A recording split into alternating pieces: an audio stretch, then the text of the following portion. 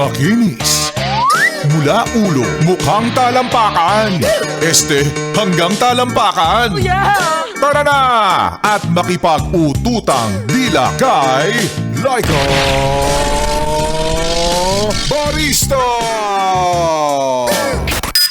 Hi at kaway-kaway para sa iyo, yes friend, na sa mga oras na ito ay nagpapasalamat, grateful and thankful dahil nasilayan mo na naman ang panibagong araw na ito. Ganyan talaga ang mindset, ganyan talaga ang thinking mo kapag alam mo bukas wala kang pasok, ganado ka ngayong araw. Feeling mo Friday eh. Panibagong araw nga ang iyong hiniling, pero sobra naman tong panahon na sa iyo ay ipinatikim. Grabe, parang ito mga nagdaang araw lang, biglang umuulan-ulan, maganda yung panahon. Tapos Lagkitan Festival na naman. At para sa iyo, yes friend, oo, na nagpapasalamat sa paggabay din sa iyo na alam mo na hindi makasakal ng katrabaho. Gigil na gigil ka na rin ba? Ganun talaga.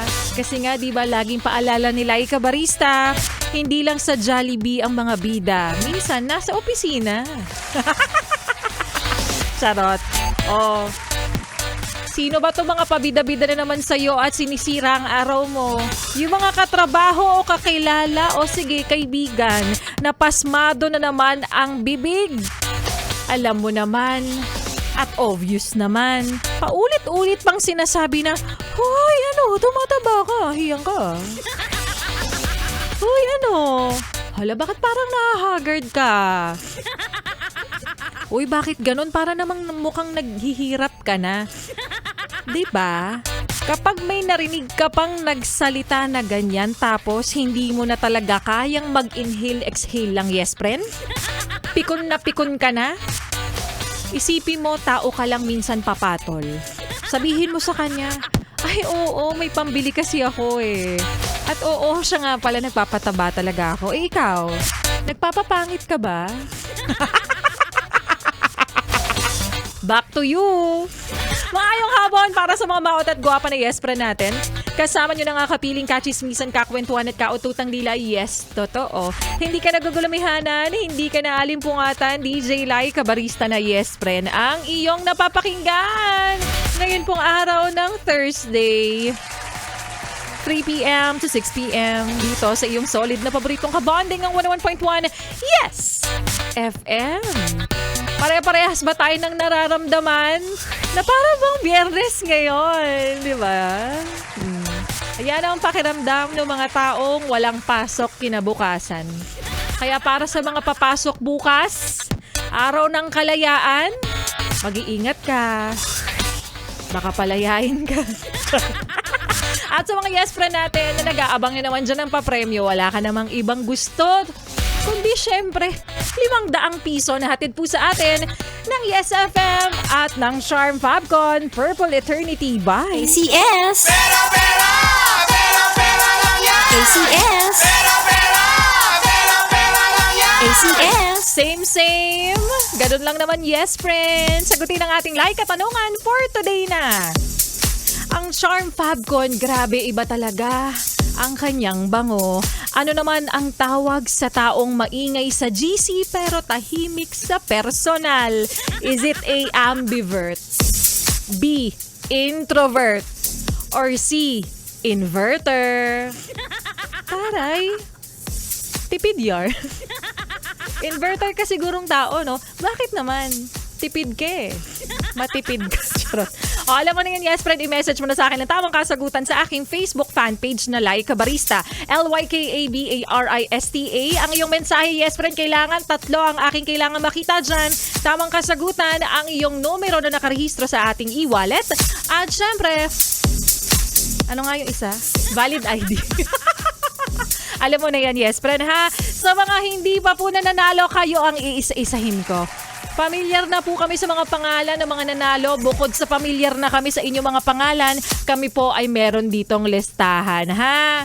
Kaya sa mga paulit-ulit na sumasali at nanalo na, bigyan po natin ng tsansa yung mga hindi pa po nabibiyayaan.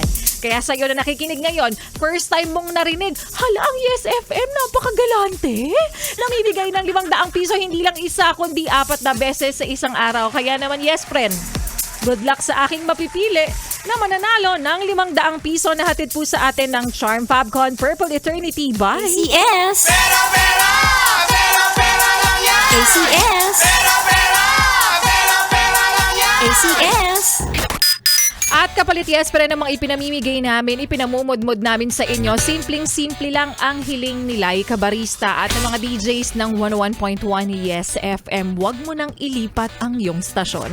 Huwag mo na ring ipihit pa ang iyong talapihitan sa kalaban dahil magbabalik po si Laika Barista at mamaya sa aking pagbabalik.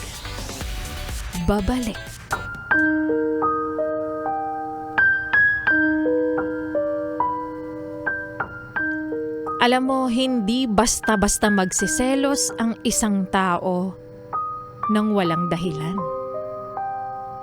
Hindi niya lang trip yan. Dahil meron yang maling nararamdaman. At yan nga, yes friend, ang kwento na ating mapapakinggan mamaya sa aking pagbabalik para po sa ating Laika Barista Moments. Kaya naman yes friends, sa'yo na nakikinig sa mga oras na ito, batiin muna kita sa mga nag-message din sa aking Facebook fanpage. Ayan, sa mga sumasali na nagbabaka sakaling sila na ang susunod na makatanggap ng biyaya. Happy listening kay Nessa Huwarde Abarisha.